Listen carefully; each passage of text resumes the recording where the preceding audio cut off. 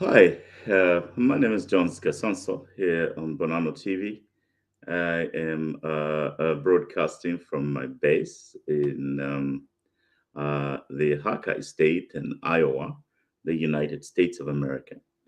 I'm a Zambian and I enjoy talking about my country. And today we just come to review the major events in the year and and also talk about what the focus should be in terms of public policy going forward in 2023. We'll have several discussions. I might be lucky to have some of my friends come. Last time I told you that I'm bringing in my friends, they didn't come. So, in case they don't come, I am well resourced to discuss all the major topics and events that took place during the year. So I want you to right now go and share this broadcast and talk about this broadcast. It's on maybe four different platforms and also on YouTube. You can see it, and it's going to be very riveting and it's going to be very interesting. And we're going to review the event, many events in the public life of our country.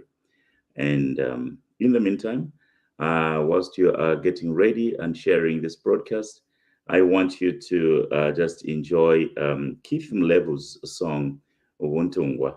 And then after that, I'll be back with the topics, hopefully with my group.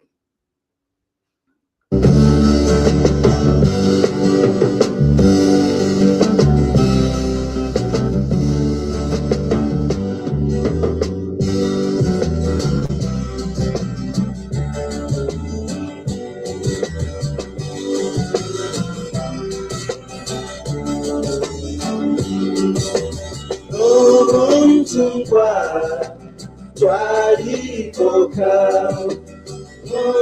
mutalotezi itazambia nomamunewe mina Zambia weshitishetalo gawamono mulwani aianolukiyorenge nikokola umuseveni we mwine watalo mama ubuntungwa ubwa Zambia natusunge italo teso we utekoni we wine we mwine watalo bantunga washitishetalo uke maisha bantu Kashimone uchenjele uliaba bamwisa vale fwayo mpona ula icharo chesu mama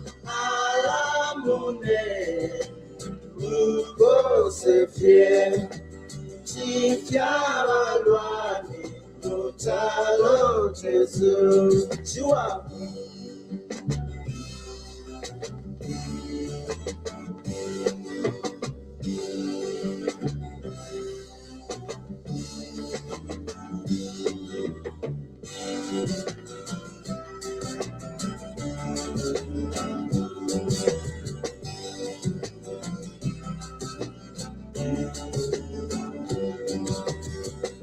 Ubuntungwa twalikoka mutalotezi itazambia nomba munewe mina Zambia weshitishetalo namono murwani aisa nolukiyoringi wikokola umuseveni we mwine watalo mama ubuntungwa ubwa Zambia natusunge italo teso we butekoni we wine we mwine watalo bantunga washitishetalo ukepaisha bantu Kashimune uchenjele uliaba bamwisa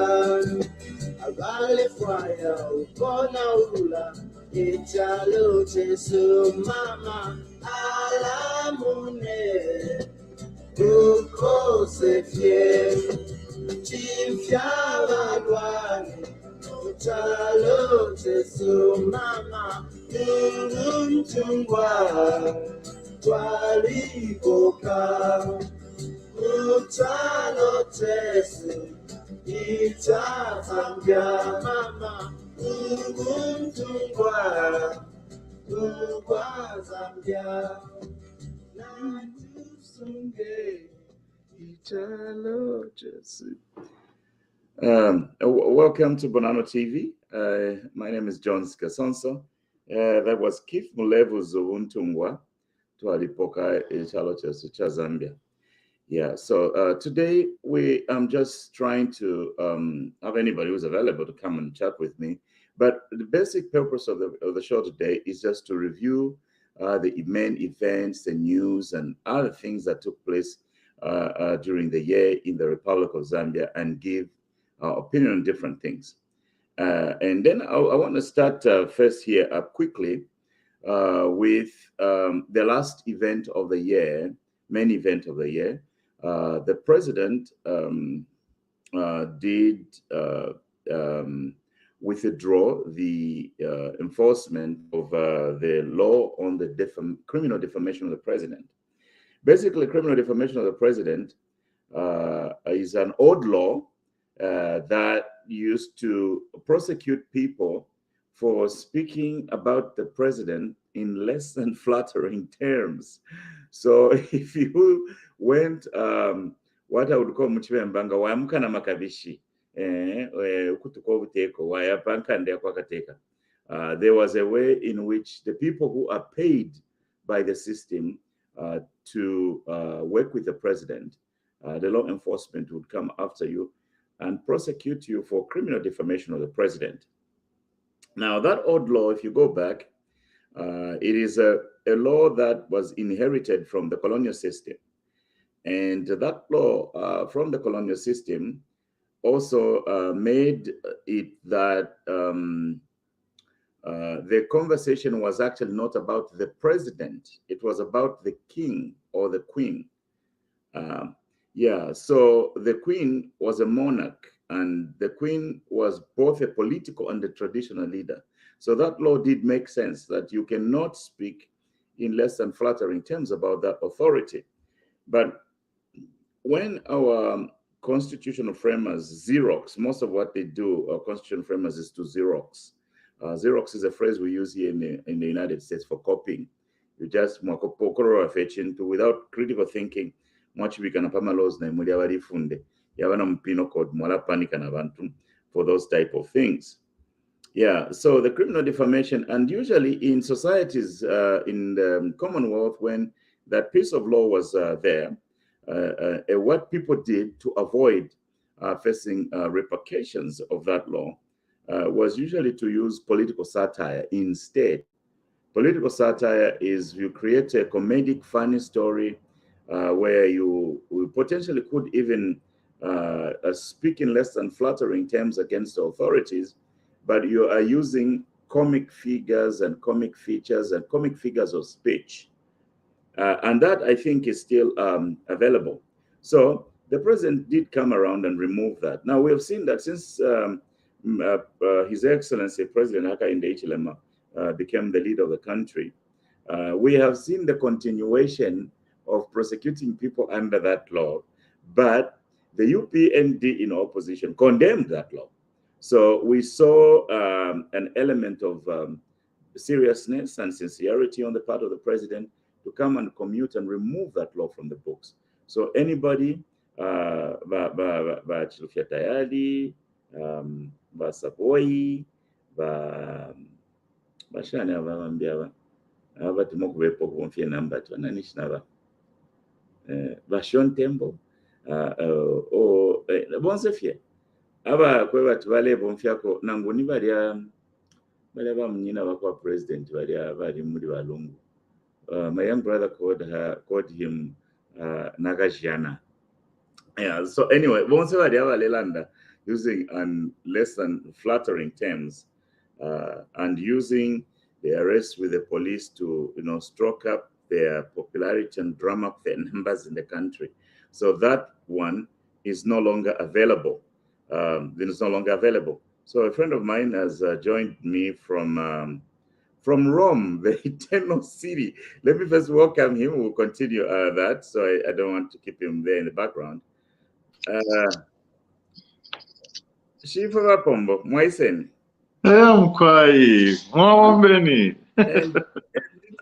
Enditaye mwasefya kwa Christmas mwalilila na pontifu.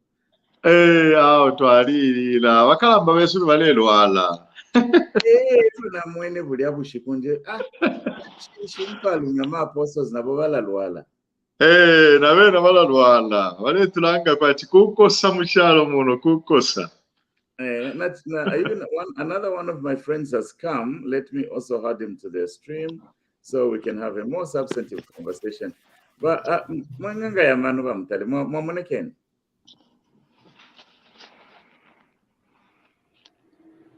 Dr. Mtale. Dr. Mtale, you are in the studio. Greetings. Welcome to the show. Maybe the volume is not on. Dr. Mtale, are you muted? Okay, we'll set them up in nicely. Let's have him figure out the mic issues. So kash nama pontif no valalwala. Mkwai. Also Nemiaka, the man is now he's having 95, is it 95 years of age. Mm-hmm. So it's quite it's quite a grandpa.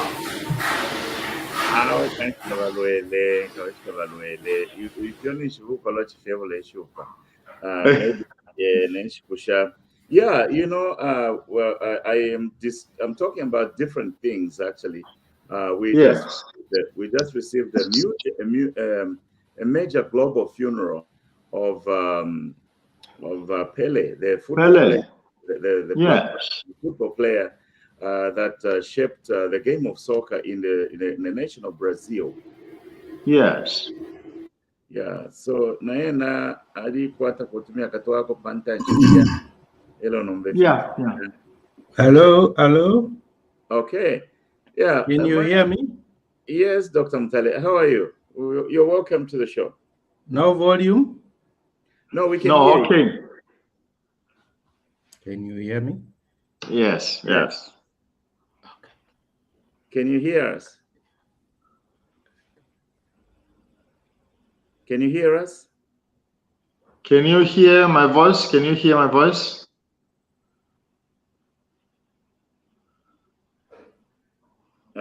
Dr. Mtale, you might want to log out and log back in, so that so that we can have a more substantive discussion. It's good to have you here. Yeah, but we can hear you, but apparently you can't hear us. Yeah. Let's try to communicate with him internally here.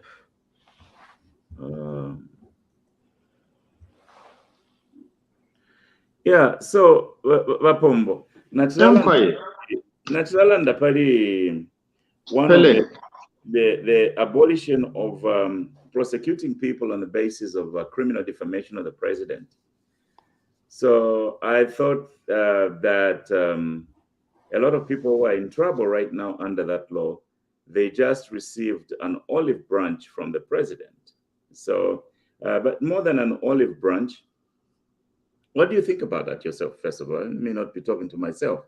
I have a friend here who should also talk. Right. First of all, I think I would say, well, this has been really a great move of President Hakainde Hichilema to eliminate that law, of the defamation of the president. I think, if I heard him very clearly, he said it was quite an old law which goes back to the time prior to our independence. So I think he also stated that I think we have just waited for too long. That law was supposed to be or amended somehow, but I think he himself he has taken a decision which is quite courageous. It's a courageous decision because in Africa, not many countries, I think, they have got rid of such a law. Here in Europe, of course, well, the people can be called for questioning under other laws, but not the defamation of the president.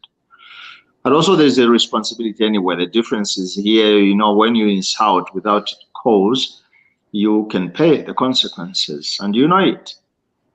Just like I cannot insult you, Dr. Kasonso, for no reason, it's the same thing. I cannot even insult my leaders without any cause. So even though it's going to be scrapped off from our constitution, I think in one way or another, still the people needs to be responsible. They have to be responsible in the way they utter and the way they relate with others. I think respect is quite fundamental in any case. Yeah. And Mutale, mom wife Banda was she for Naimaland, Dr. Mutale. Hello? Dr. Mutale is struggling. Dr. Mutale is struggling with his system. Yeah. I think we will try to. What I thought myself also, Dr. Kasonso, is that I think it is. You're on mute. Can you unmute yourself? Yes, Wapombo. Well, in Wapombo. All right. Okay. I think now is okay. Yeah. Oh, now it's okay? Okay. Yeah. Dr. Mutale, now you're okay, right? Yes, I can hear you now. I could not hear you at all. Oh, that's wonderful. So, yeah. Tulenda na bashifu bapombo kurom. Mkwa mlishani bampombo kale twa monene. Kale Dr. Mwe, chawama. It is happy to see our giants. To see our giants is quite a privilege and it's an honor indeed. Indeed, yes. Long time. Only kuba kwetu kulia. Yeah. Anyway, good to see you. Thank you very much. It's my pleasure too. Yeah. So Dr. Mutale, we are trying to discuss the advent of removing criminal defamation of the president, potential impact, and just your regular thoughts about that. I think it's a good thing because of late we have seen many politicians hiding behind that law. What they would do is they will go on the media trying to insult as much as they can so that the police can get them and put them in the cells. And that was attracting a lot of international space and all that. So I think it's a good thing. Now they can insult as much as they can. They are not going to attract any international kind of feedback or anything or sympathy. That is not going to be there.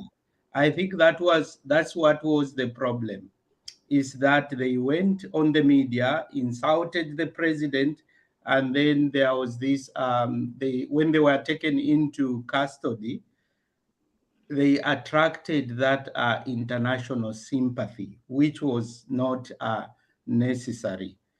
And I think they were just making the cells too full for nothing. So I think this is a good thing for the country. But I think considering the democratic space, it is a good thing because people can talk as much as they want. It's a freedom of speech, but any freedom comes with responsibility. I think that's what I think on that one for now. Thank you so much. So, yeah, I agree with you on one thing that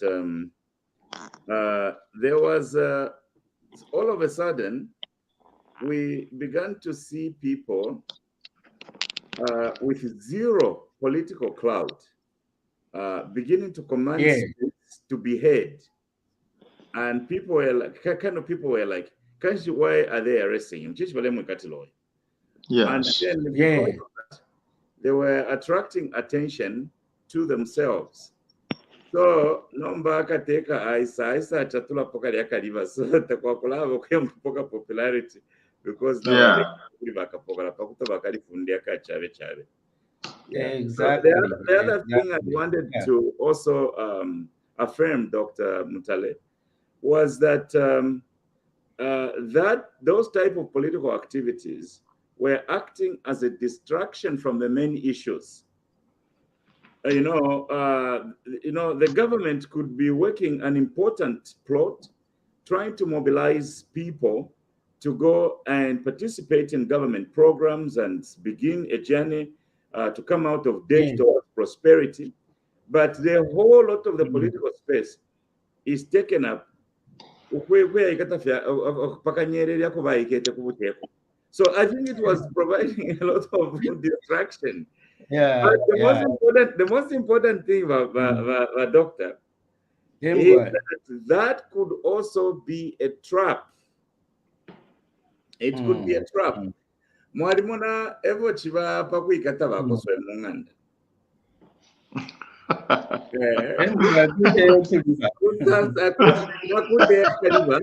Elo was to anikana so vakosoya vaisa vaya valedi avalefuela ola muri valedi nemichila yavo. Varapeta wapavya kariva kalila. Walete yote riva kusanja so narishwe fya kuteya kariva. Ine so nkamwene mukariva. Because you see, on the books of Zambia, Dr. Elias and Father Pombo, there are enough laws to catch you to komuntu. Yes, yes. Yeah, there are enough laws. There are laws that finish. Yes. So impero amanoshala pachin push munomunganda tamuli nomba. So kuya mungu tukana kashi push na isanaba na 5 bari mukona. So think about that. Yeah, but my friends, let's move to a different discussion. Topic, Another law that is very powerful and very important that the president has also suspended from prosecution. I'm using the word suspension because I use the words for effect, not for legal content. I'm not an attorney, but I'm an accountant and, I'm a scholar. So that law on the death penalty, removing of the death penalty, what are your thoughts about that, my friends?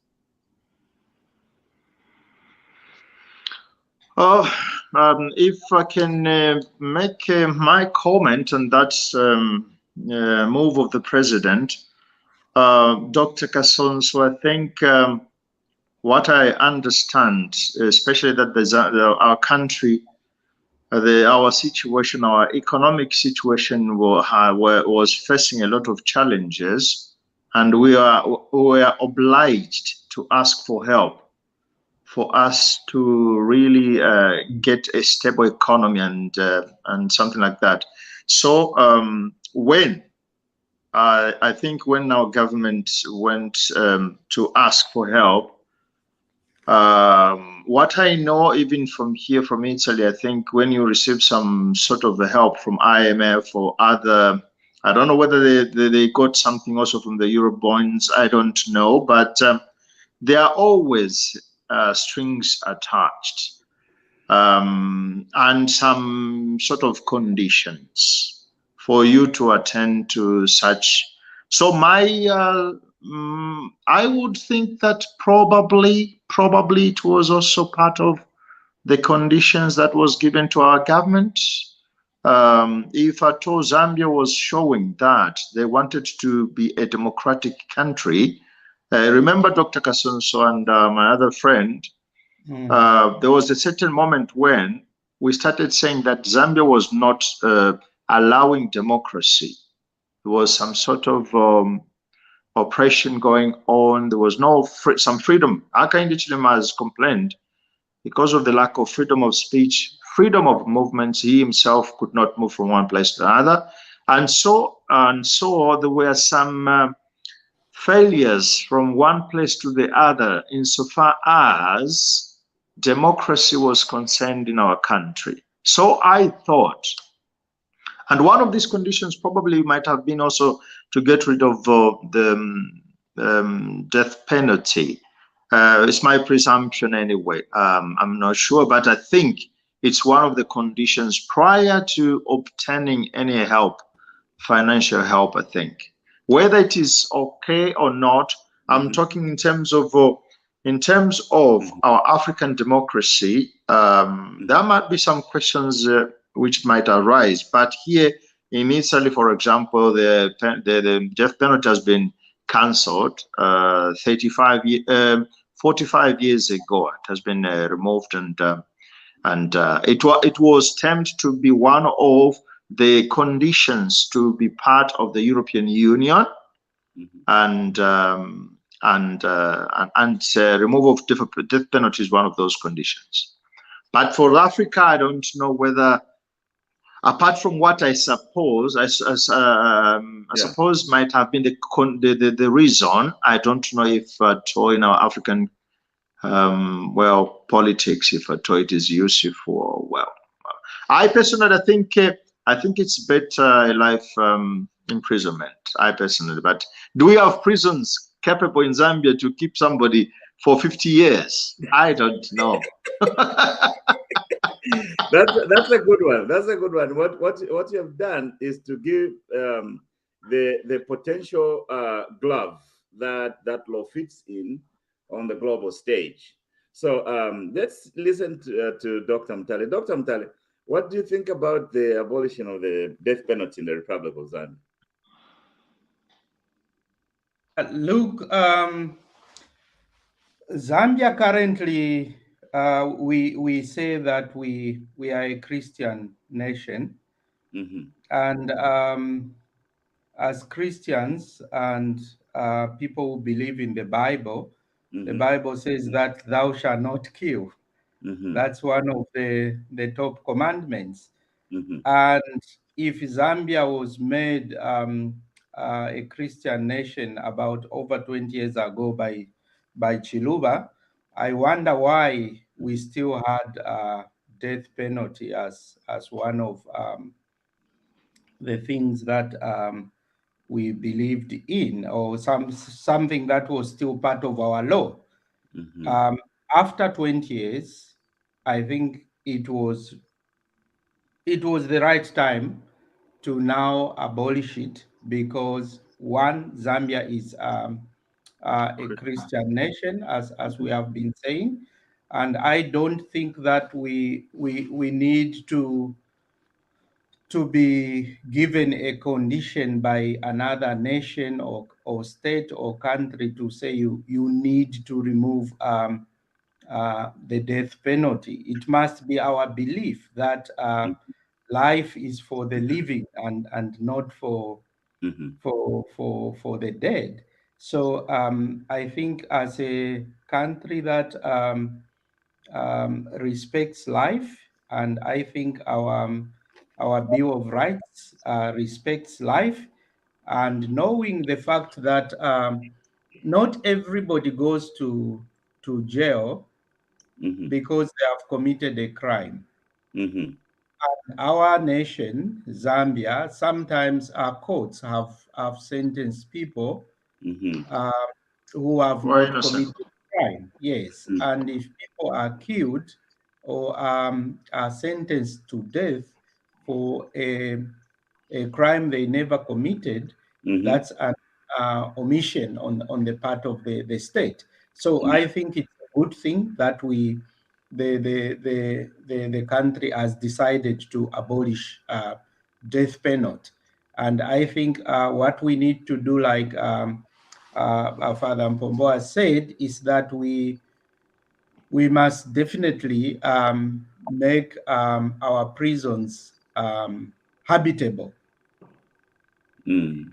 because they are overcrowded and keeping people in the jails for throughout their lives without putting them in a space that promotes life. Again, that is going against life, and it is as good as taking someone's life. So that's what I think about death penalty. I know that in some states in America, they have already abolished death penalty. In South Africa, here where I am, there is no death penalty in South Africa. For the same reason that I've given, that a lot of people were sentenced to jail, and yet the crimes that they committed were not up to that kind of sentence. Or they never committed crime at all. So I think there is another way of reforming people than taking their life. Yeah. Thank you, Dr. Mtale. So from what I'm hearing you, my friends, say, the father from Rome says that there is a lot of international influence on that policy because the country suddenly fits in a glove. That is a fact.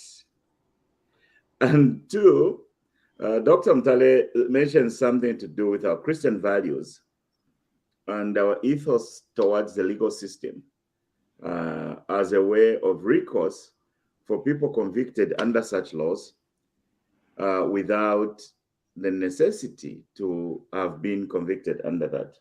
So I wanted to piggyback on Dr. Mtale's point and introduce and emphasize on the third component, which is a personal influence for the president. You know, the president was arrested for a crime he didn't commit. And that crime carried the death penalty. Yes. So as he lived there under the authorities in Mkobeko, every single day, he was living in the face of death. And unfortunately, he was not the only one under those conditions. Now, he said something that interested me. He said that sometimes when you go to court, it's about who has the strongest lawyer, or who has a more convincing lawyer. So there is a point at which you can have a miscarriage of justice, even for people who are properly and appropriately cited against the law, who are arrested and be prosecuted against the law. So because of that, I think that there is also an aspect of personal influence, given what the president went through, and he puts himself in a situation where he was not lucky enough to have international influence where people can come and prevail upon the authorities to release him. What could have happened? He could have been killed by the law, under the law, for a crime he never committed. Yeah. So, and to pay a terminal price for a crime you never committed is the very definition of injustice. Now, I wanted to emphasize the power of context. Each law that we implement and each law that we try to bring about usually has got a context.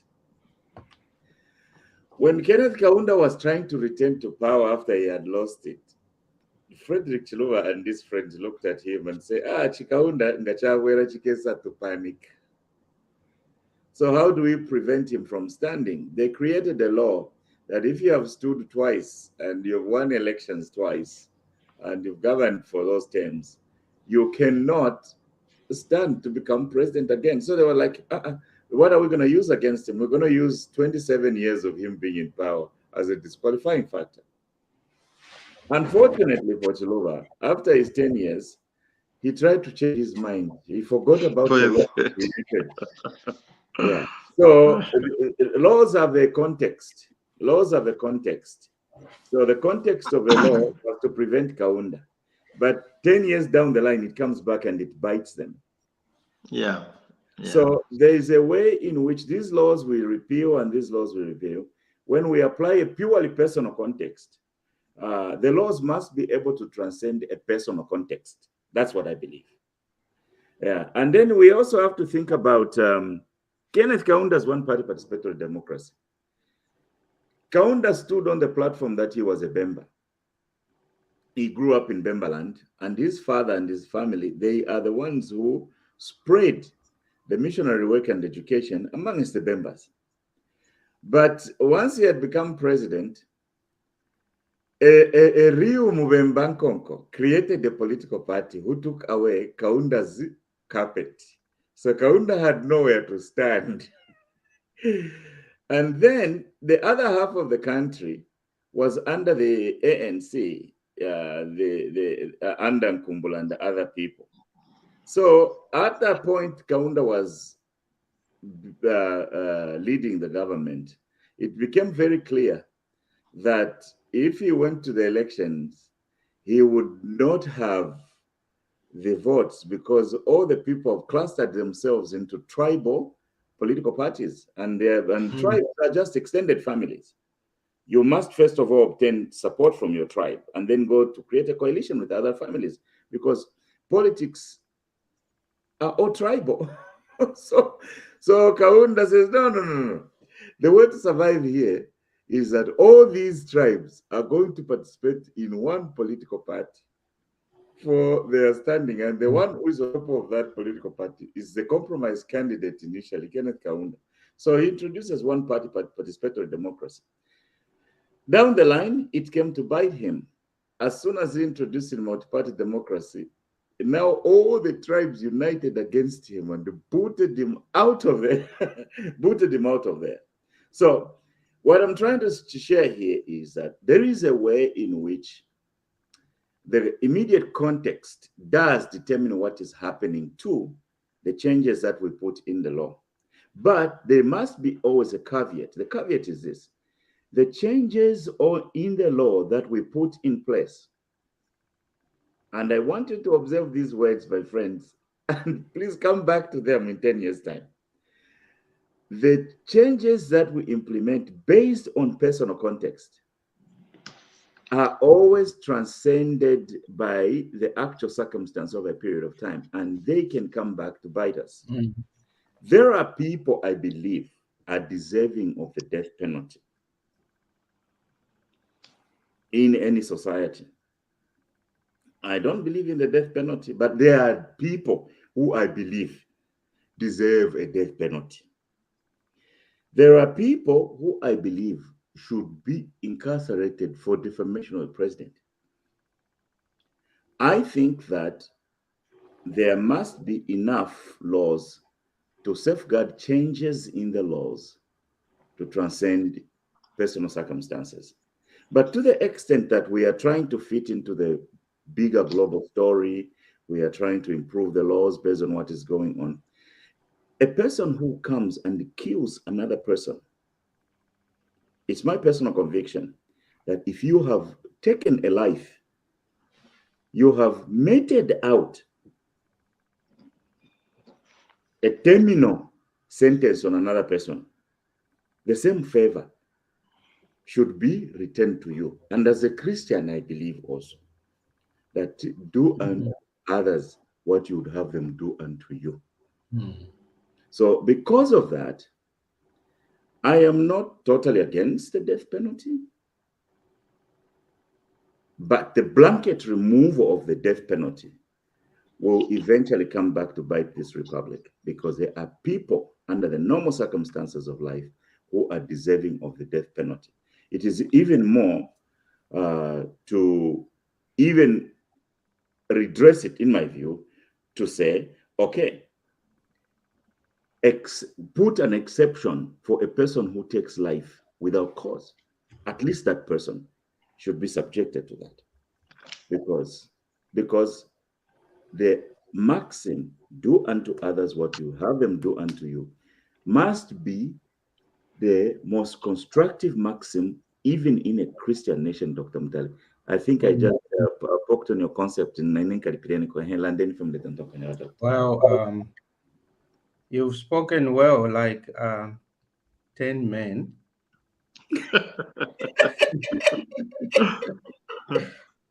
Or like 10 women. Let me be like 10 women. All of the above. All of Look, them. yes, to some extent, I agree with you that you can apply the Old Testament law, tit for tat, an eye for an eye, or a tooth for tooth. That it can still be applied in our circumstances. But again, Dr. Kasonso, research shows that where death penalty has been meted, or where death penalty is applied, and one such country is the United States, that despite having death penalty in the US, the United States, it's one country which is full of criminals in the in their prisons, or where a lot of crimes are committed despite the death penalty. So my argument is that death penalty does not deter crime, and research does show that where there is a death penalty, there is actually more criminals and more crimes committed on a daily basis than those countries where there is no uh, death penalty. So that is the reason why I feel that death penalty is not a solution to deterring crime. So there are other ways in which crime can be stopped, I believe. Okay, thank you, Dr. Mtali. Father Mpombo. I'm impressed also by one of the comments I've seen on the platform. One of the followers, I think, followers have said life sentence has a downside on the cost and sustainability. So that's what I said. That's why I said at the beginning that I don't know if our prisons in Zambia, they have that space and they are equipped to keep people who are serving a lifetime imprisonment. And so if already just now there is just too much congestion in the prisons, and not only in the prisons, even in police cells, Dr. Kasonso. Yes. Now, what is going to happen tomorrow when they start now keeping all these people year after year? So I think there might be a challenge. We have seen this type of challenge just by the implementation of free education. You have seen what has happened. It's a very funny comparison, but I hope it can make sense, because free education, a lot of congestions in the classes. Are the rooms enough to accommodate a lot of pupils? No. So now. Oh, sorry. Yeah, look, I do agree with you, but I think about the course, prisoners should be able to feed themselves. Prisoners should be more creative and be able to feed themselves. So the issue of the cost, I think for me, doesn't carry too much water, because I think if the prisoners where prisoners, they do work, they can do mechanics, they can do plumbing, they can do farming, they can do lots of things to be able to sustain themselves in prison. They shouldn't just wake up, eat and sleep. No, they should be able to feed themselves. So the cost aspect there, I think, for but me. What about the space? What about the space? We have spaces in the prisons now. On the space issue, I think you are right, Father Mpombo, there, that we need our prisons spaces, I think, to be expanded, and to to be made in such a way that those prisoners who live in prisons can have a better life, can eat, can sleep well, and can even learn. In South Africa, they are getting degrees. Of course, that's a complaint to some people who say that we don't have finances to achieve degrees, but prisoners are able to study and get a degree. But I think that is um, empowering people so that when they come out of prisons, they have skills to be able to fit in society. Thank you, Yeah. Dr. Mtale. Let's welcome Judy Kapata from New York. Merry Christmas, Judy, and Happy New Year. Welcome to Bonano TV. Thank you. Merry Christmas to you too. Waiting for 20. Welcome, Judy. We missed you. Thank you. Thank you. Thank you. Hello, sister. Good evening. Thank you. Thank you. I want to bring, I came in as Judy after 50. I want a lot of views to follow me. I posted on my page so they can hear this. Okay. Oh, beautiful, beautiful. So, Judy, after 50, what are you thinking about the two issues that we have talked about? The abolition of defamation, criminal defamation of the president, and the death penalty, the abolition of the death penalty. We are trying to review the events in the year. We'll probably be here for another hour and a half talking about the other issues, but we've just started on this.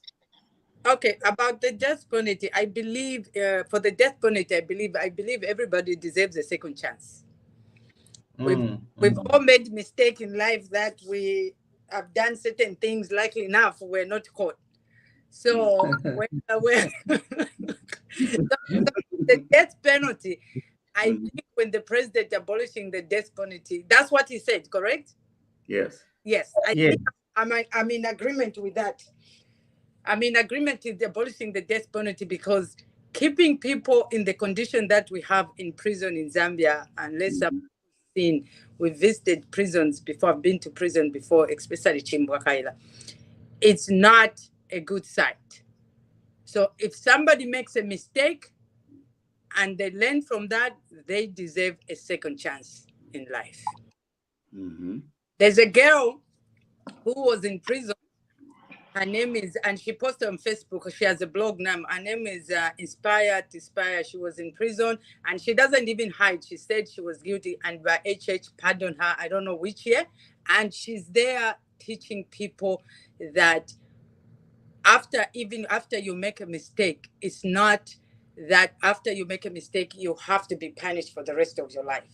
She was given a second chance and she's making it worthwhile by reaching out to people, to a lot of people. Now let me ask you a question. You, Father Mpombo, Dr. Mtale, and yourself, Judy, after 50, you guys are saying that you are all in total support of the removal of the death penalty. Yes. Yeah. So nomba nga kuli uli omuntu wa Judy. Yes. Wakubamba wakwata muntu ne kumwipa no kasha. Naye ufai kuna second chance. Yes. There should be an exception for murderers, people who kill people. No. That's my position. But anyway, in any democracy, it's the majority voice that wins. So here on TV Bonano, the position is that the president is correct. But me, the one who's hosting the show tonight, I think that there should be carved out an exception. So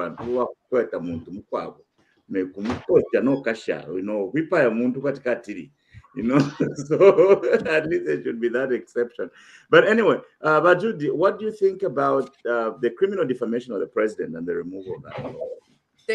I didn't hear about that. No. The president also commuted the notion that that you can insult him as much as possible. Insult him as much as you want. He has since he's gone to the State House. Yeah. He has decided to grow a thick crocodile skin from Western Province. He's from Southern Province, but he has decided to grow a thick crocodile skin from Western Province, and he says, "Now welcome and insult him all you want." Yes, that's democracy. Look how people insult Trump here. How we insult, we call Joe Sleepy Joe. Trump, we call this. That's democracy. As long as you don't put threats, that becomes now a criminal offense. Where I said, then that's a different story. But if we give them nickname like what? We give him all this kind of nickname, it's okay. Because it's a public figure. It deserves that. Yeah. And you cannot stop other people's opinion, how they think about you. Not everybody loves him. Remember that. Some people don't love him, other people love him. So he should be ready. When you become a public figure, you should be ready what's coming. Not everybody's going to like it. So to me, when you said he removed that, now HH is doing an amazing, he's growing. He's becoming a president for all. He'll just look and laugh. You know he has grown. Like the Bemba said, you have to attack. No, you can't. He's too big for that. So I like that. I like that. Well, thank you. Yeah, I just said all those Awale Tukaba president, they hide behind that law so that when they insult the president, because the law is there, so the police, they will quickly go after them, get them, and they will be thrown into the cells. And if they don't come after those 3 days, then the entire Zambia will be crying and sympathizing with them.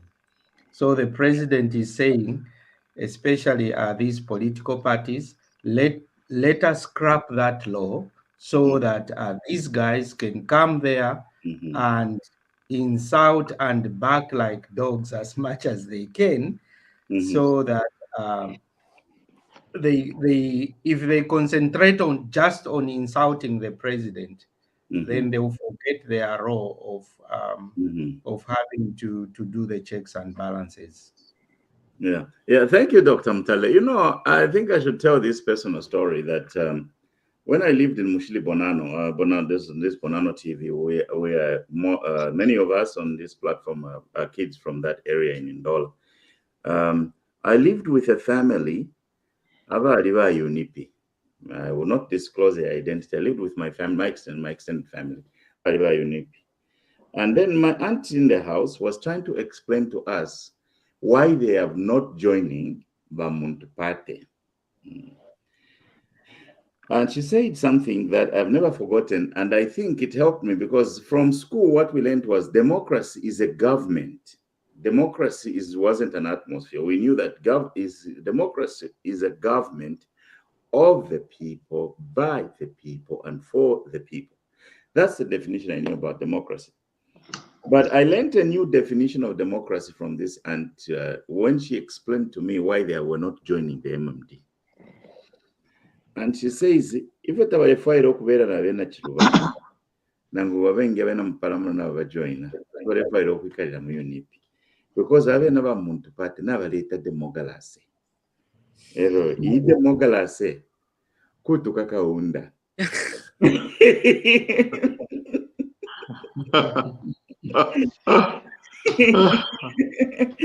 So I'll translate that for those who don't understand Bemba. My auntie said she did not want to join the MMD because they brought democracy, and her understanding of democracy was insulting Kenneth Kaunda, the president. So now all of you here on this platform, you are agreeing with my aunt that democracy Kaunda. So now Kaunda. I have nyapuna karifundo kwa vale mtu kavantu. So now my auntie wants, and everybody around me, including the president, agree with my auntie's definition of democracy. Democracy kutu kakao.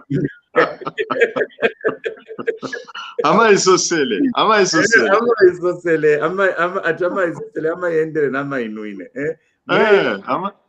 Mule yebu kishama isosele vapo. Ala ha, ama isosele. Ama yendele. Twalipoka buntungwa ati twalikwata buntungwa kale kanshi kuyendela. Nama isosele. Yeah. I wanted to say something what our sister said. I am also for the, I'm okay with the scrapping off of the defamation of the president. But then, my sister think she's the only lady or mother or woman. Sorry about that. But then, if I remember very well, in Zambia there is another law which regards the gender violence. Now, gender violence, does it apply only for the women, or it does apply also for men? If it does, then the people should be very, very careful. If they miss to be clinched from the other side because they have scrapped off the defamation of the president, on the other side they can be taken all the same under the gender violence law, which I suppose applies to both genders, masculine and feminine. I think that's, I don't know whether it's my reasoning is making sense or not. Explain a little bit more, because it is not very clear.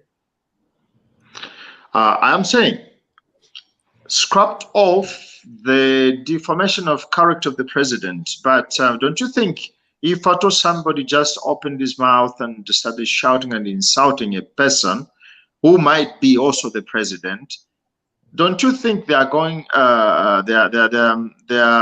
they might be taken for questioning under the gender violence law?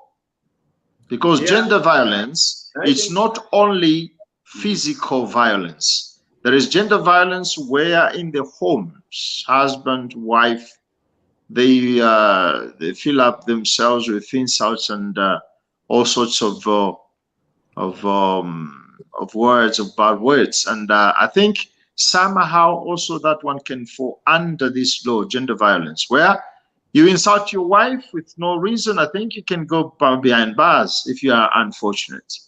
So I was saying, does the law scrap off the defamation of the president, but can't anybody be taken behind or for questioning because of the gender violence law?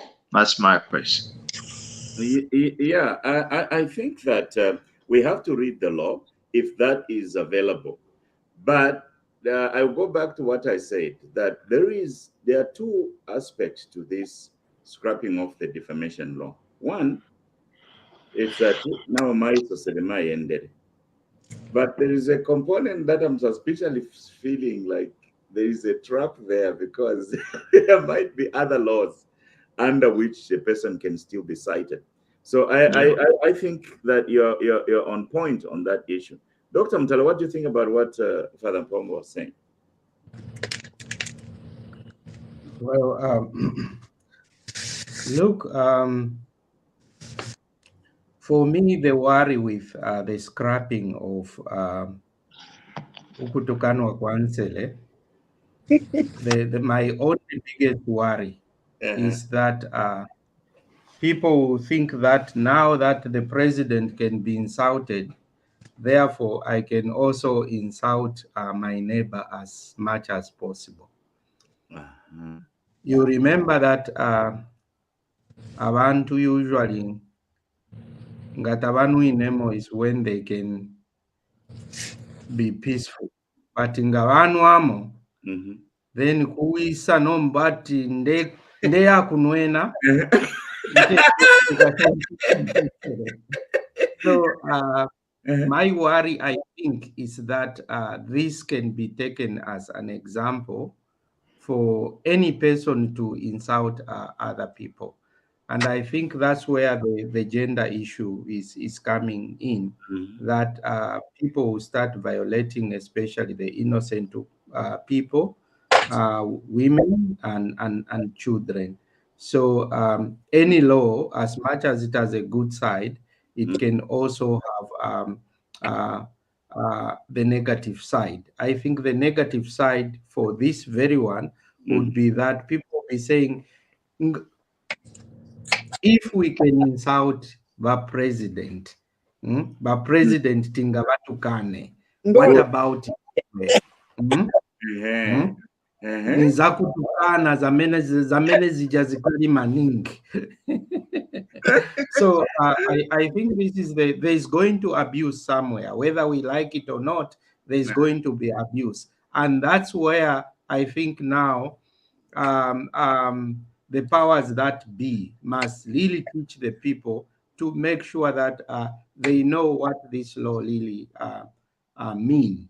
It does not mean that if you cannot if you can insult the president as much as you like, therefore you can also insult your neighbor. It shouldn't be like that.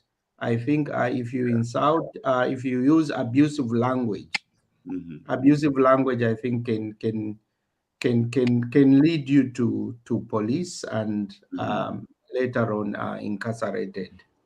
Yeah. No, Dr. Mtale, you've raised a very important issue here.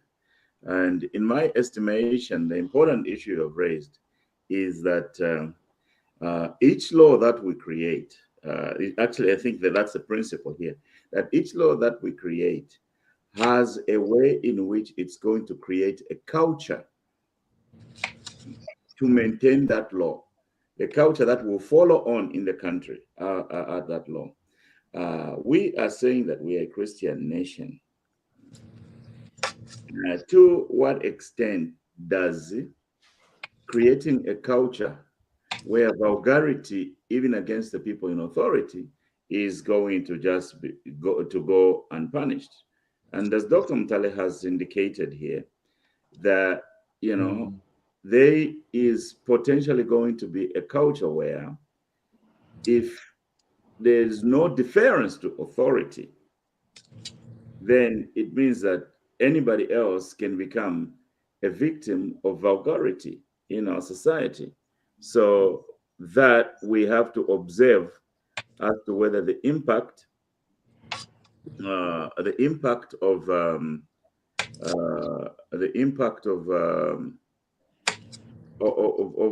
how does people function in that system, so we just need to be able to warn, actually. But Bruno Chilufya here says we need to put an exception of certain cases such as aggravated murder and welfare, and that's my position. Actually, but Bruno Chilufya's position is exactly my position. That to every law there must be an exception. We cannot just throw everything under the bus and the blanket. Yeah, I understand what the president is doing, and I appreciate that the majority of the people, even on Bonano TV, are with the president. But I believe, just as Bruno Chilufya believes, that to every law there must be an exception. Okay, we hear you. At mlefo kusumi omulopa. Wait, at mlefo kusumi omulopa nga wasumi omulopa bamukale kulefo atwakushindika kuli kabumba owe na iwe winyoko wafumine, so that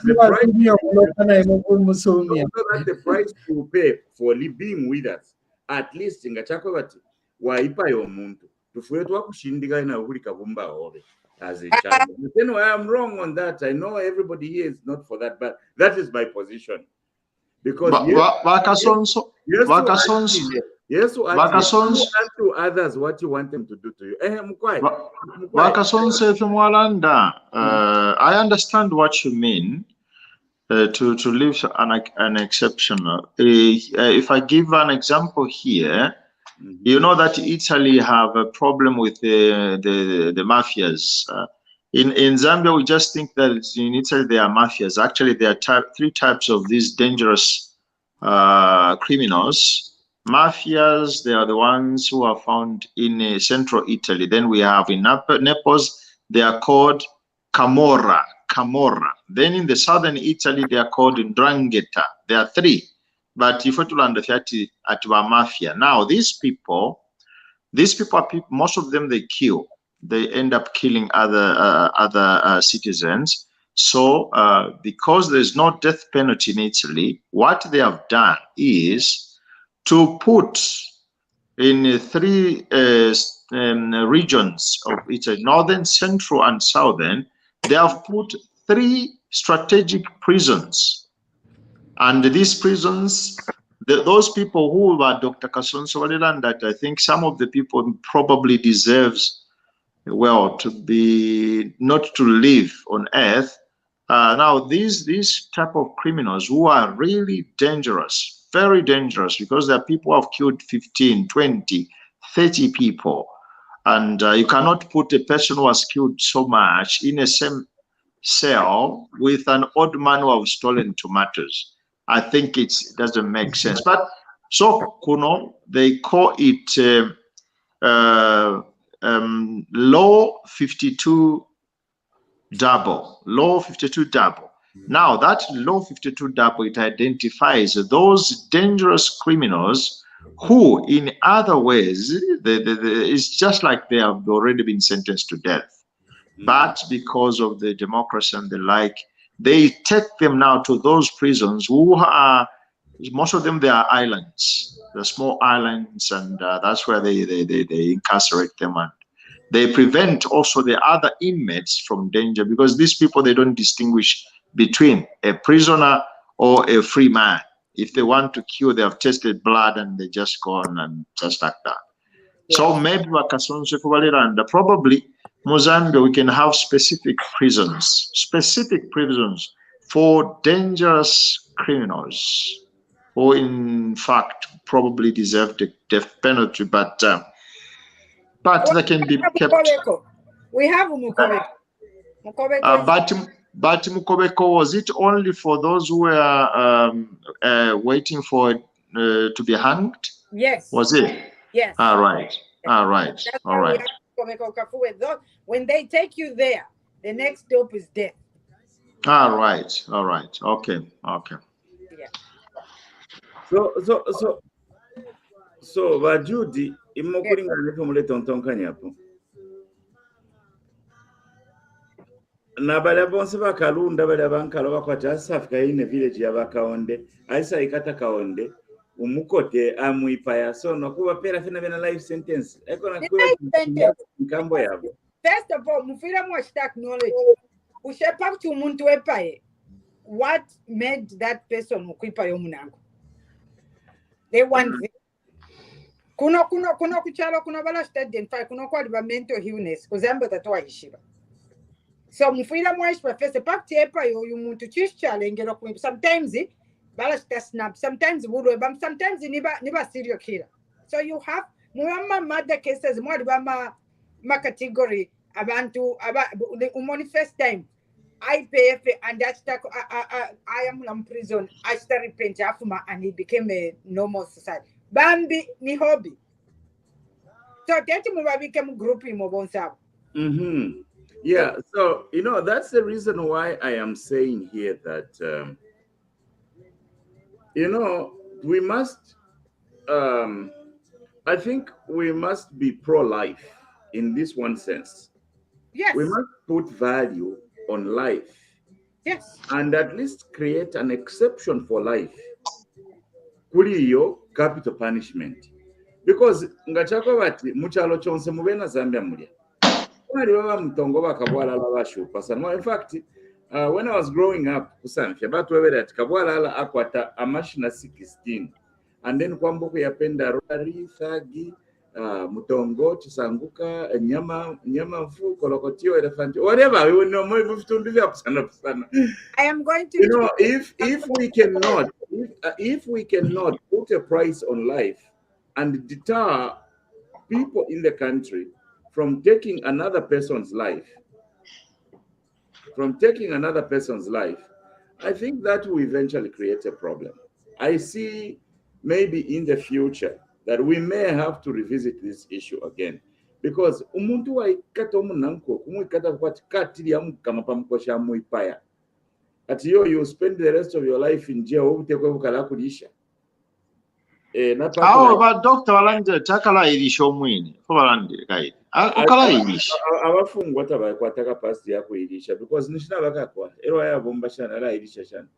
So nomba ma problems ayo. So ine mukuchimona kwa ndine chimweno kwa bati lyefunde nga kuliko ka exception kawaipa yomuntu munanko, because that way people will know that if I squeeze life out of you, I am facing my own life to be squeezed out of me. At least that's the only exception I'm looking at.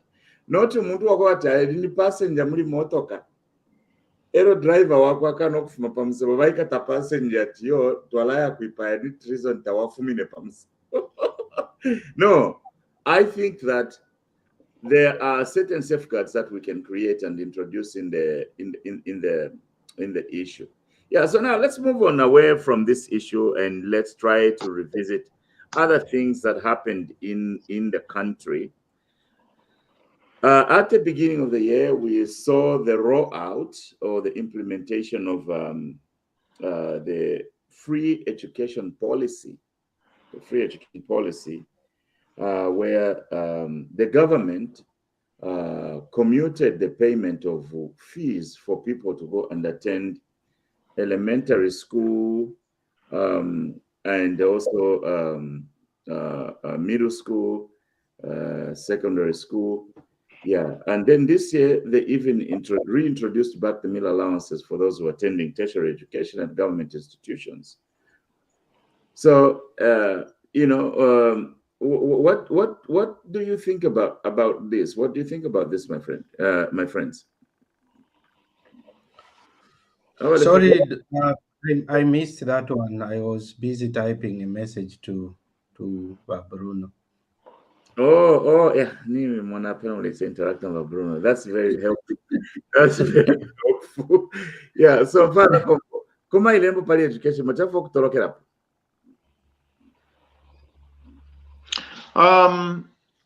Okay. Dr. Kosonso and my other friend, doctor from South Africa.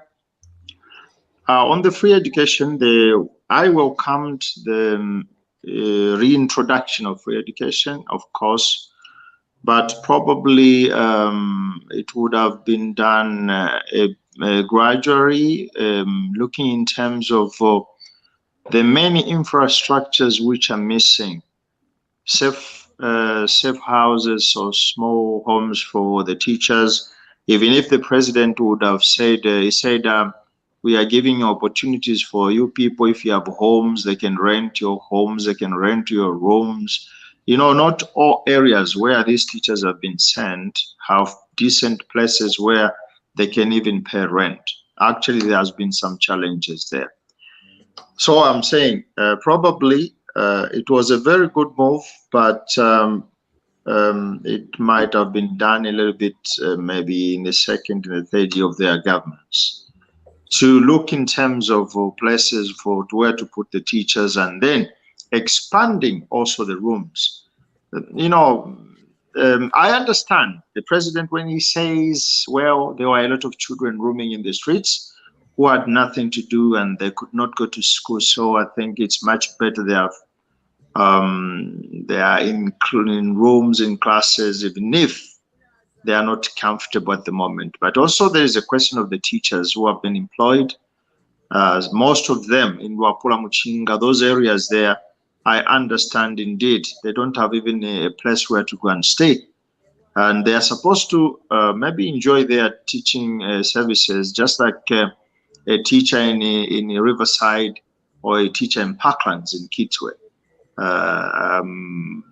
So that's one thing. The other one is, Dr. Kasonso, if I talk in terms of the situation in Kitwe, I have my friends and some of them are head teachers. In Kitwe, there is this problem of, maybe they call them combined schools, something like that. Already we have combined schools. So at the same premises, I give an example. I give an example just in Kawe or Malela Secondary School, where actually I went to that primary. I did my primary school at Malera, but then it was just a primary school. Now it is Malera Secondary School, but there is also somehow there's primary here, there is whatever. They are called combined schools. Now, combined schools, they have two different management, two different management. They have two deputy heads, one headmaster, two deputy heads, one for secondary, one for primary, and the condition is not healthy at all. Even before the introduction of free education, the condition in schools in Kitwe with the so-called combined school method, the atmosphere, doctors, the atmosphere is not comfortable and is not okay. Even for the students, both the primary and the secondary ones,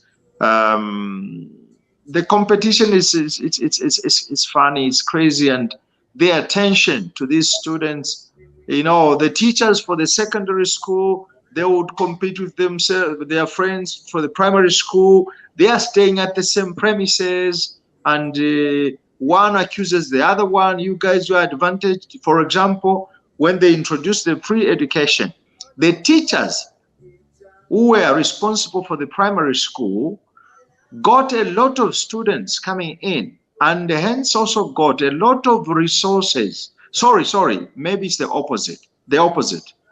The secondary school, they got a lot of resources, whereas the primary school teachers and their deputy head had very few resources, with many children which joined in. Many children, no payments, no PTA from parents, and the government issued some funds which was not really enough to cater for all their expenses. So what I'm saying is, already, Dr. Kasonso, there were some challenges with the so-called, it is called combined school. There were some challenges with the so-called combined school. A lot of confusions at these schools. Now, with a lot of children coming in, the challenges have already, gone high. Yeah. Dr. Mtale, you want to comment on that, or I can go first? Let me comment on the issue of education in Zambia. Okay. I think from my side, the issue of suspending school fees by the government of Zambia, it's an impressive one, and I think it should be supported. Education is very much connected to development of a nation. If our people are educated, then we are likely to develop as a nation, as a country. And I think the situation in which we were before this government came in was not a good one, because a lot of children were staying away from school because of school fees and uniforms and everything that they needed to be able to be in class. So the fact that the government has removed school fees and has employed 35,000 teachers, for me, it is a plus to the nation, and for any other person who is a supporter of education. So I think the fact that children can go to school from 1 to grade 12 without paying, that's going to put Zambia on a map in terms of education. Obviously, there are teething problems that Father, you have spoken about there, Father Mpombo, but at the same time, the most important thing is for the children to be in class. In fact, I would go further that the government should ban seeing children on the street because of that law. Every child must go to school. Every child must be in class to learn. There might be student or pupil teacher ratio there. There might be more children added to the classes, but I think these are some of the problems that we are going to deal with as we go along. Otherwise, the fact that we have now free education, we must make sure that every child goes up to grade 12.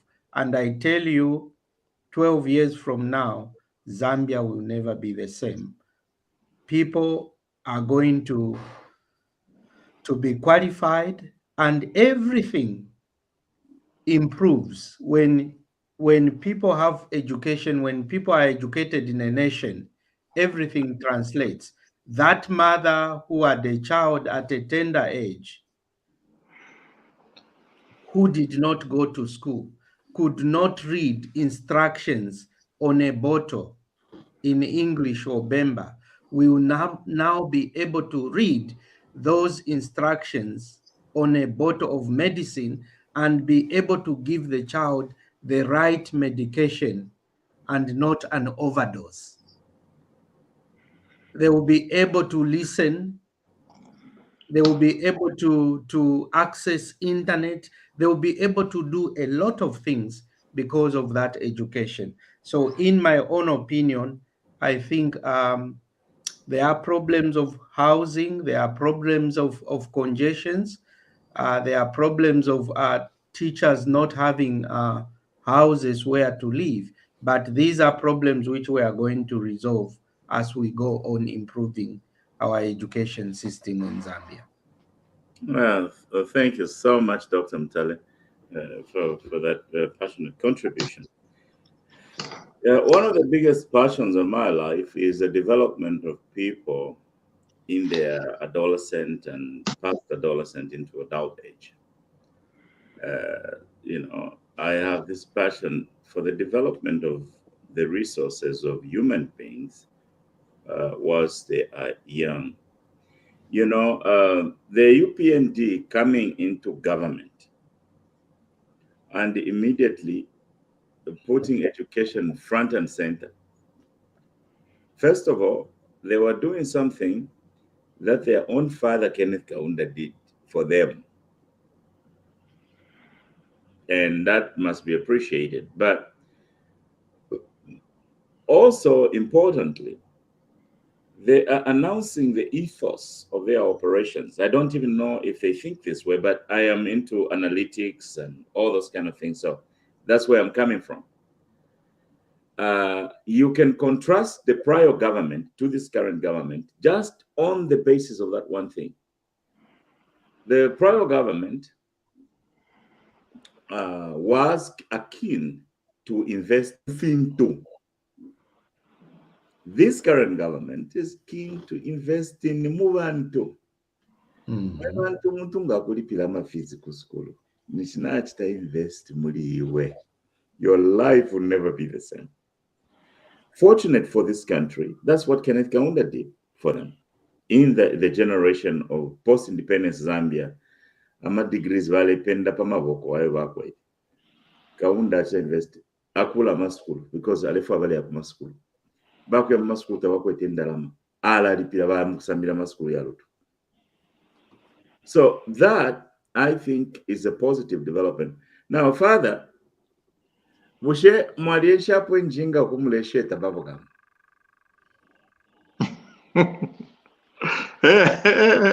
Awe ngata ulensha ile ibutikisha kuti waensha washeta na babo. Awe inga yena tulensho kulesheta na babogam. Yes. So ngachagwa bati mwachita introduce policy. Kuliyama teething problems. You can implement that policy whilst also resolving the problems that are related to that policy. Let me give an example. You don't have to wait until you have enough desks in the classrooms for you to give free education to the children. You can implement free education whilst at the same time you're creating employment for people to build desks to protect the classroom. Similarly, you can have a situation where people are applying for licenses and getting licenses. What at the same time, they are qualifying to get loans to make investments. Mulaifi, in my understanding, I could be wrong, but I think I am right. Not that I'm always right, but I think I am right. that people don't do one thing at a time. Kuti waya kunchito at the same time uleva mwana ka piecework pambali. Tula chitefyo kumuntunze maka fwebeka mferfe abasungu. Tatuchitaka ntukamukuti ukule vuni professor ukutax season yaisa na uifwela na paka punawele hetwali again. Ndomi ali again. So we do multiple things. So the government process of economic development is a comprehensive, multitask enterprise. In the prior government, they used to say, no, first we must develop the country. And they had a flawed concept of development. Then, ngamwayakula ichikula mwakopa ichikula kutubai. Eno mwasa chikula. For that development. Without understanding, if you are in Dubai, if you're chikula wale chibomfia, if you're chikula chile afuavandu. That's why we must adopt this principles-based approach. For example, the principles-based approach is simply to say, what is economic development? The gist of economic development is improving the welfare of human beings. Number exactly. Human capital. Ngawaya Congo lendalama kuma Chinese. Ero waisa kule chipatale chikalamba. Ero ama Chinese balafaya after bakula. Ero ba ama Chinese baleta bafungwa babona balupola basakula chechikula. Chile monekana bwini. Ero nomba bala demandatu bale pilendalama. Chindalama shakuli chechikula. Bali lipila bafungwa babo. Shali bwekera mokali na ku China. Ichi aikalafe mu Zambia fi bumba. So inkongole wako atakuli ba China iweza yaba muisa. Mwiloba. Takwa lindalama shaire mu circulation.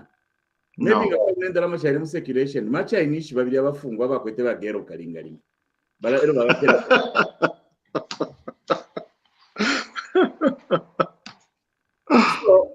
Yomba ichalo tachikwete ndalama tamu mu circulation. Ero mwaya pinda katekati lete ndalama mu circulation chiyo mwebena Zambia muleva ko. Kuti mwaya kwiko mneno mara yambushi mukwachifya. Aba tuelenda kugeshe mu China bantu baletire fikuru efe baina China bashire kula fye. Ukubomfya abantu babone ndalama shawo. Ndalama shawo shawo kera muna ku China. Baile kula ama shopping malls at ECO mo. Shopping mall yo baya kula. Iyo bakula chishama. Takwa banangu chimu chilefuma kuchinsali. Takwa banangu. Takwa banangu chimu chilefuma kumutanda. Takwa. Joseph filefuma kumbi. So, bo ba sashintiri kaparia. Chintu vecha kufokotera mwendalama muri Zambia. Chap.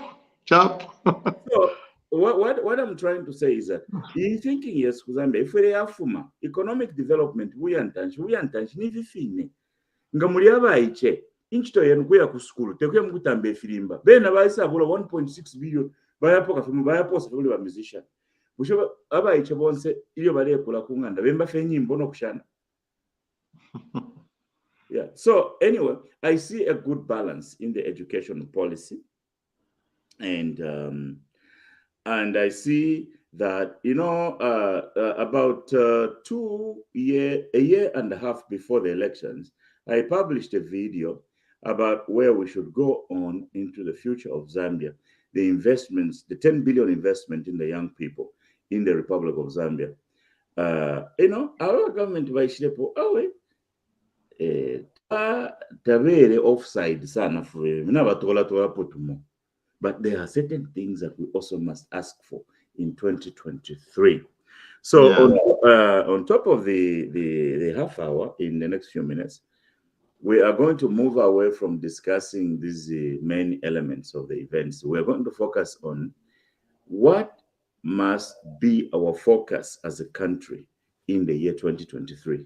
How can we improve the story called Zambia? Abantu bafure bachita chinshi. Ubuteko bafure bachita chinshi. Every fokulanda papapomo. I think we can put too much to an up that a new topic. Well, I think I think I am also happy about the introduction of the free education, and one of those people who were trying to reason with also some of the people from the PF to say, you gentlemen, if you want to be realistic, and you are saying that this guy is doesn't give people money, he's holding on to everything. If you are very good in mathematics, I'm not an accountant. You, Dr. Kasonso, I think you are good in this. If at all we are good in that, we can even make some calculations. Just in his first year, introducing free education, let's make some calculations. How much money does this gentleman, Hakainde Chilema, give to the Zambian people for all their children who are going to school? Mukwaiva father ulupia alapela ishi akunwena nokufaila bagero esho talepela.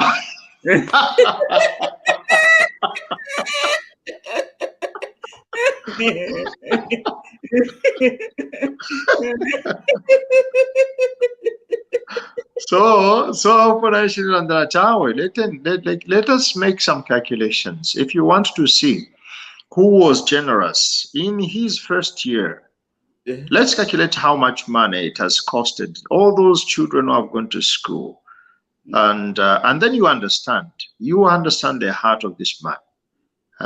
Of course, I think now to change the mentality and of our Zambian people for the past 7 years and probably for the past 10 years, when eventually they were almost convinced that education was useless.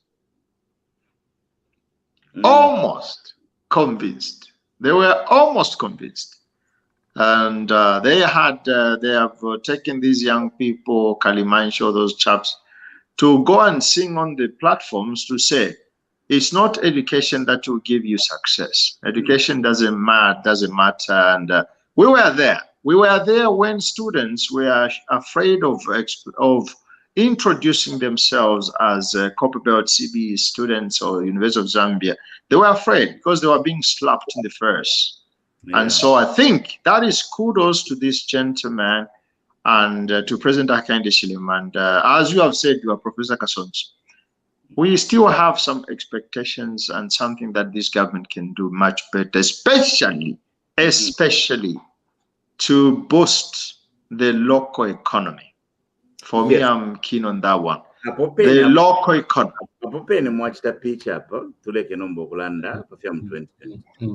Nomba tuambe okusosa periashi ya mu 2023. Finshi turefaya okumona mu Zambia bamutale finshi turefaya okumona mu Zambia mu 2023. Mu 2023 we have seen what we have seen in 2022. We have seen baby steps by the government. We have seen some good stuff that is happening. Nomba mu 2023 finshi turefaya okumona. Nema wonse mwabale tutamba paka bunkola nyapa. Tuwebe ni kwefe mulefaya ukumona mu 2023 so that we can build a robust discussion around that. Bamutale tutunguleni kwa mwidi ashi. Vishi mulefu kumuna mu 2023 Mzambi. Well, what I want to see in 2023 is I think the issue of human capital development must continue. I think we have had nurses employed, teachers are employed. I think there are still not enough nurses. There are still not enough teachers.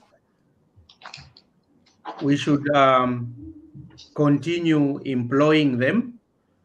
We should also continue employing other sectors. I think there are many youths who still need to be employed. The president has spoken about national service, where perhaps a lot of young people can go and train and have some skills and plow back into the economy. I want to see the growth of the economy in general, because the only way to reduce poverty is for the economy to grow. If we don't grow the economy, and if we don't produce as a nation, we cannot actually reduce poverty and inequality. So one of the biggest thing that I also want to see is not just the strengthening of the kwacha, but all these things must translate into the growth of the economy. And also we really want to see infrastructure being repaired. Like the roads are really pathetic, still pathetic. That is the right word to use. If we do not have infrastructure such as the railway lines, the roads, and our communication, if the issue of electricity, there are load shedding in Zambia as well, it's not only South Africa. If the issue of electricity is not resolved, there is no way we are going to have our economy growing. Then rural development. I want to see rural areas also growing in terms of development. We don't all have to go to Lusaka or from Kashikishi into Mansa. We have at least to stay where we are, and everything that we need must be where we are. So the issue of decentralization, I think, must now be improved. I know that there's a talk a lot about decentralization through the CDF and all that, but we must see all these things now beginning to work and to unfold. Yeah, so those are some of the areas I want to see happening in the country. Thank you, Dr. Mtale. Father Pombo. Yeah. Thank you very much. Apart from what Dr. Mutale has said, I think for me, one of the key issues which is my dream. It has been always my dream because, and regarding the mines in Zambia. So we know there are a lot of problems, a lot of confusions surrounding the mining sector. But Dr. Kasonso, Dr. Mutale, since I was a kid, I've always grown up. I've grown up. I was born in Mindolo, actually. My dad was a miner. He went on. He had pension, and he bought a small house in Ndeke, Odindeke, and that is the gift he gave to our family as a miner. And so he educated his children. Actually, we were 12 in the family. Only him was working. My mom was working at home. So now the mining, the question surrounding the mining has never been limpid and clarified. We don't know, in Zambia, we don't know how many mines we have and other things, the income and all those things. So for me, my dream is this. I would ask for the census of the mines in our country. We need to know how many mines we have in Zambia. Not only copper minings, but give you an example of Katsonso. We have some Senegalese who owns gemstone mines in Kitwe. And those Senegalese who were the so-called the Kajam, you can help me. Kajam mine, Tuma stones, precious stones, and all those things. I would ask this government to do a census. Already the government made a census of Zambians. We are now 19.3 million Zambians. So now, if Zambia depend 52% of GDP, is it 52% comes, or 70%, probably 70% of GDP is from the mines. Now, if that is the heart of our country, why should we stay without knowing how many mines we have, so that in tomorrow, Wakasonso, I'm going to ask the Minister of Mines, Wakabuswe, when you are saying maximum 5 certificates of owning mines for an individual or a company, only 5, maximum 5. How do I know, in Dr. Kasonso, how do I know that Senegalese in Kitwe is owning only 5 mines if I don't know how many mines are there in Zambia? So wonderful this year, free education. This free education can help us now do accountability for the heart of Zambia, which is the mining sector and mining industry. So for me, Dr. Kasonso, that's what I would love. And I would love as well another one. The second thing is to do better on the CDF, because our president, when he began his mandate, he told the youth, go and form cooperatives. In Kitwe, many groups have formed cooperatives, but I'm sad to tell you in this public platform, maybe very few have been given the CDF money, very few. They attribute the difficulties for the challenges and the many conditions surrounding the CDF. But, well, the promise last year was form cooperatives, don't worry, form cooperatives, the government is going to give you money. But the money has not been given to match most of these groups. So for me, at the moment, these 2 things. Thank you. Thank you so much for them, Pombo. Naino inena lalonda popa fialanda vanandi. Would like to see easy money in Zambia in 2023. I'll repeat. I would like to see easy money. Easy money from low-cost capital. Easy money from for small business development. I would like to see easy money for people to start enterprises in the country that can go on. I would like to see easy money. I would like to see easy money. Yeah, easy money.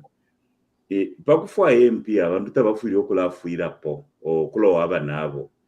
would like to see easy money in Zambia. Easy money. If we're going to America, tulachanga wafu mapanganda na mutakweti yakachito na ngakachitoka hapa mairo kutuwa ya ingira pambi. Anything you can do, you get money. That's what I would like to see in Zambia. 20 million people can't all be banking on systematic bureaucratic money. I would like to see easy money in the country. But second, easy money, the most important thing I would like to see in Zambia is I would want to see the emphasis on the country feeding itself.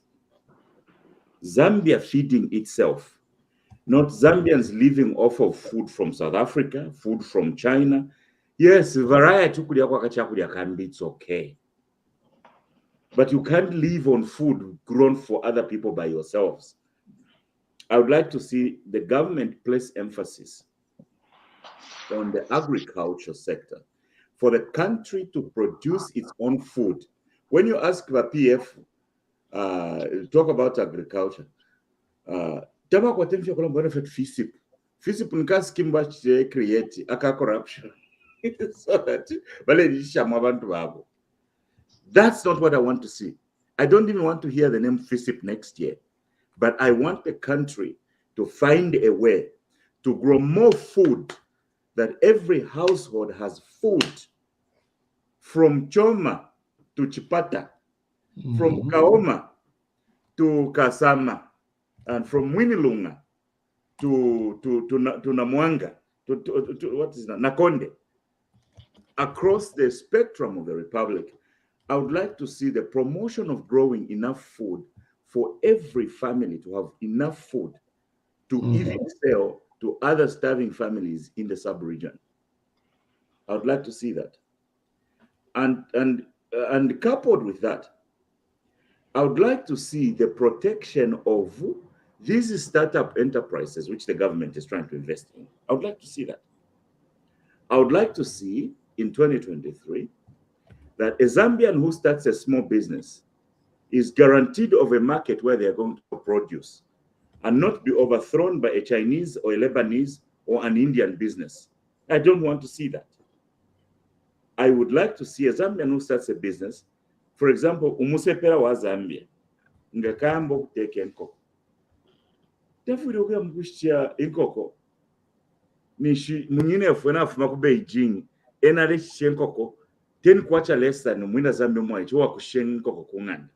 I don't want to see that. I would like to see the protection of certain sectors for the youth of Zambia to grow their enterprise, to start their businesses. I would like to see that. If we are going to have our brothers come from other countries invest in our country, let's have them invest in stuff we cannot do for ourselves. If we are going to import food, let's import food that we can't grow for ourselves. Why is the country still importing chicken from our neighboring countries? That's where the jobs are. I would like to see the growth of small indigenous business enterprises for our young people. And I would like to see the hand of Bashushu protecting those small enterprises. That is what I would like to see. I would like to see enough food grown in the Republic so that we can now, the easiest thing we can do from every family, whether there's education or there's not education, is simply to grow food. And food, kufire kwa bembalala, kufire kwa bakandolo, kufire kwa ifya kulyafye. Abena Zambia bakwa ifya kulyafye. And then through all these multiplicity of government programs, help those people, those surplus food requirements be put in boards and groups of things, and let those foods be exported to other countries to get some forex. That is the easiest way to grow the productive capacity of the country. Mm-hmm. I was reading the numbers by Father Bonano, by Dr. Mutale. I was reading the numbers. To allege that we know from our beginning here na currency. Now they cannot be lenga currency because in as much as there's good management of the macroeconomic policies and the numbers, that is riding a bicycle. But chewing gum also, which should happen once we're riding the bicycle, is improving the productive capacity of the country. And that's why the emphasis must be not for social media, firefighting with the social media personalities and all those kind of things. People both in the opposition and in the government must be redressed back to working. Akachila kambushimayo, Dr. Mutale. Asengele. Kekele. Umfweni ya mabunu, umukuwa onse na yarima, yatuwalila abana babu, fwena Zambia tudechula.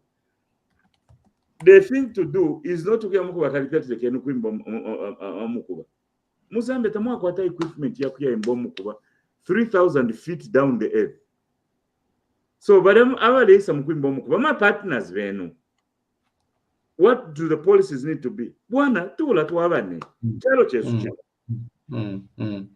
Yeah, thank you. Dr. Kasonso, what I was also thinking about is our health system seems to be in a mess to some extent, and it doesn't seem to be improving.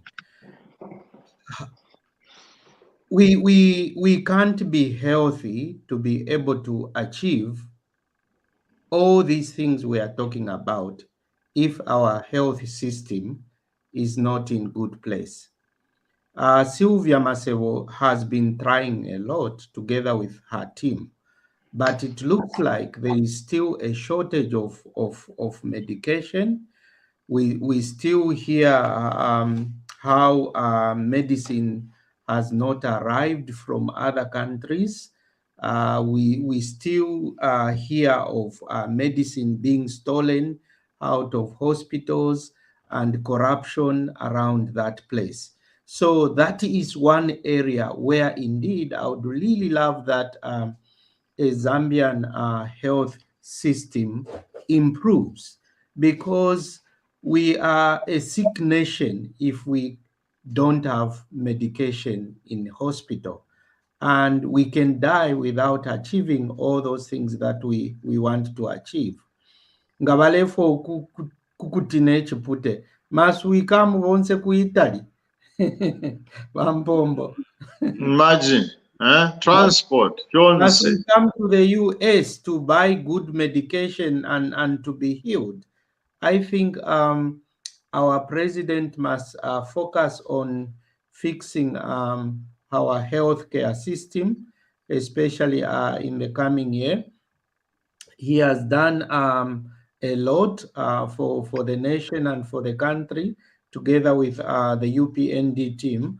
But we want to be we want to have a stable healthcare system where we can confidently, when we go to those hospitals, feel we are in safe hands, feel we won't die when we go to UTH and other health institutions.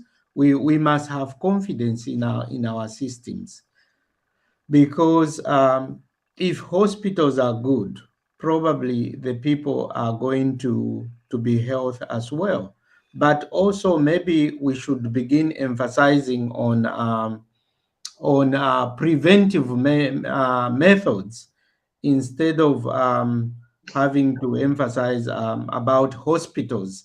Because if hospitals and healthcare facilities are failing us, then someone somewhere must start teaching and speaking about preventative methods. Like we need to see people going to the gym, people running, people taking health foods and all that. So healthcare, Dr. Kasonso and Father Mpombo, I think it's very central. Tamufuire okuya kunganda ku Zambia elonga mwalwala twafirwa okwaku mutwala. We have to be comfortable to say yo twala batwala kunankane ku UTH bala apola, because those are our best hospitals, or ku district hospital or central hospital. We must have confidence in our health system. Unfortunately, this is not the message we are getting now. So we would like to see Minister Masebo. We know that you are working very hard. You have a team that is behind you, but those other fellows who are bringing you down, I think they must be sacked, so that you have competent team that can help you to fix the healthcare system in Zambia. Thank you, Dr. Mkale, for that presentation. So here at Bonano TV, we have spelled out our thoughts on the 2023 we would like to see. We would like to see a more healthy Zambia. World-class hospitals, it is a system operating inside of the hospital, the personnel inside of the hospital, the medicines in the hospital, the medical equipment in the hospital. Yeah, mumigodi tulefa akabuche kale kulako akabuche kale yakuliba mwananga yamina akakulisha mwe tulefa nomba tukwateko nakalibu chakale ikala mchalo. Extending the value chains of the products that we are creating. We have heard stories. We are partnering with the Congo, and we are establishing. We need to see those factories beaming and bathing. We need to see the smoke in the air from the factories, the way we grew up in Ndola, seeing the factories of producing stuff. We need to see the focus of the nation, not on elections. Elections are in 2026. Why are we so politicized every time? Everything you see on the Facebook here, about politics yeka yeka. Nisha wantu wale bombashtanji. Bamtale. My father. Njebeniko. We need to see a working country in 2023. So, bonse mwabale tumfwa na muli kukasama, muli kuchilila bombwe, muli kumwinilunga, muli kuzambezi, bonse na mwabale kusenanga. Na kundola kubonano. Na kundo wandola kubonano ko. Kamili kaleta tractor ukusatapya banangani bonse Bonano. So anyway, we need to see a working country in 2023 so that we can finish the year strong. And we need to see very little deviations from the budget that has been prepared.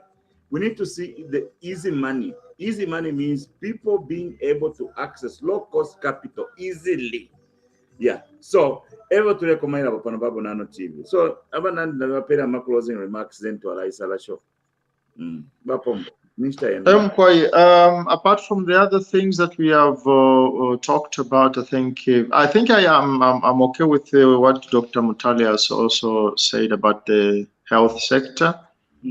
It needs to be improved indeed, and I hope now the new Dawn government, they cannot just discuss and quote with very nice words, because the hospitals have a lot of challenges. I have my niece. She's a doctor at Ndola Central Hospital.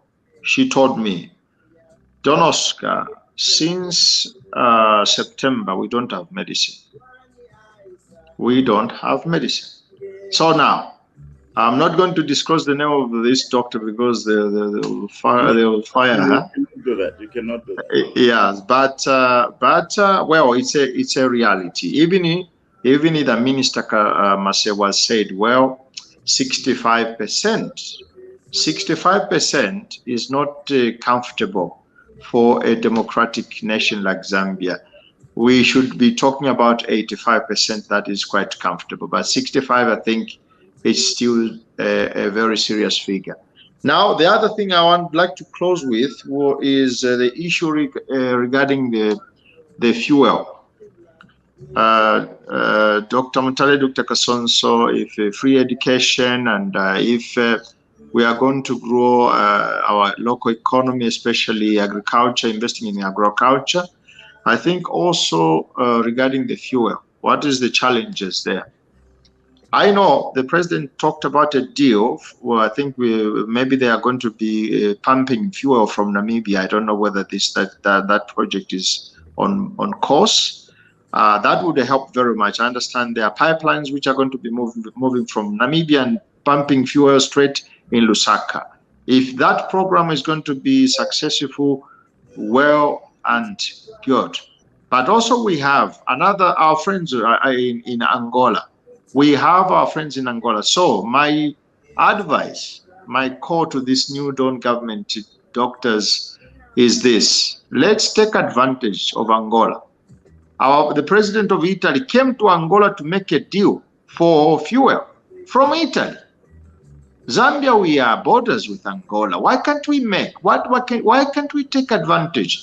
Not only fuel from Angola, we can even get their natural resources, gas. Angola has gas.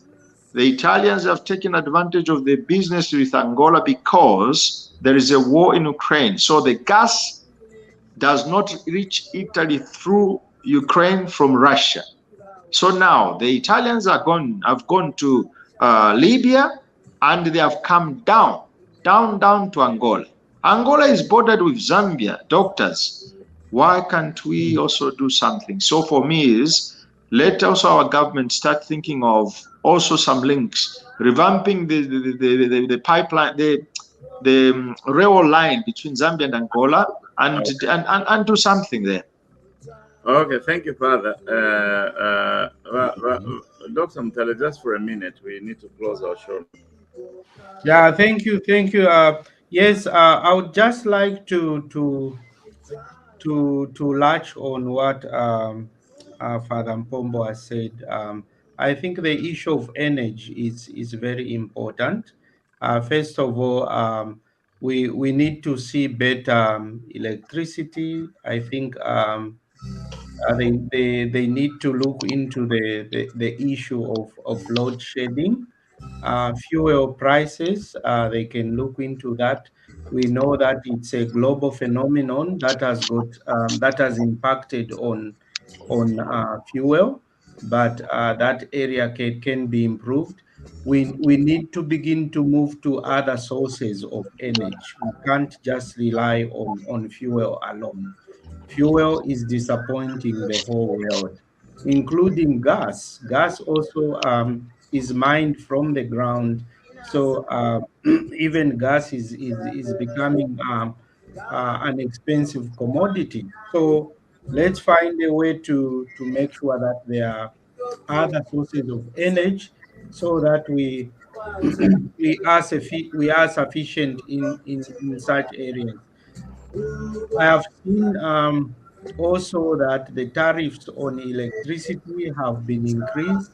I don't know whether that is affordable for the poor people, but from what I saw is that the poor people in the rural areas are not going to be able to afford to pay those electricity tariffs for them to electrify their homes.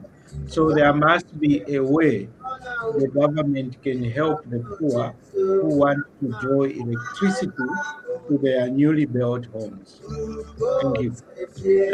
Thank you. Thank you, Dr. Mutale, for that contribution on energy, and Don Oscar, the father of ours, Rashifwe. Yeah. So anyway, Ubuntu Ngoto Alipoka for Zambia, and thank you for watching us today. And I came here out just to chat with my friends.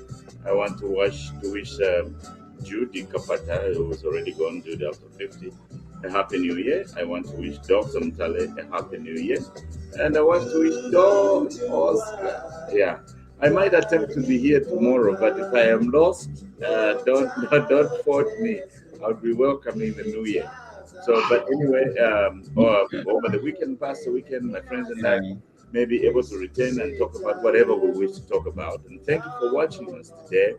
Baringa wa muno mulwani aisa n'olupyo lwingi wikokola omusebe we mwine wakyalo nomba ba Zambia kabyeri mwe muche subscribe Bonano TV and click pa Facebook mwe tuchita follow twalikwata efya kolandeo twalikwata amantu apalo afye mwira tutena jera especially abena Bonano kundola, especially abena Bonano kundola. Abena Bonano kundola, we have more than 800,000 just from Bonano alone. So that is a small place. So that is saturation. So go ahead and follow us. We have a lot of constructive things to say, a lot of things pro-government, because that's the government the people selected. But we are not stooges, we are not toys of the government. We are independent thinkers who know what is fair and what is good for our country. So thank you for watching us. Happy New Year, Zambia. Tuaribombe 2022 ya pita. Lesa mikpale kwa Zambia na lesa apale Zambia. Dina naba nandi nomba tuapila tuamukwisha but surprise. Come back again. Please follow. Okay. Bye-bye. Okay, bye. Bye, Doctor. Bye, Father.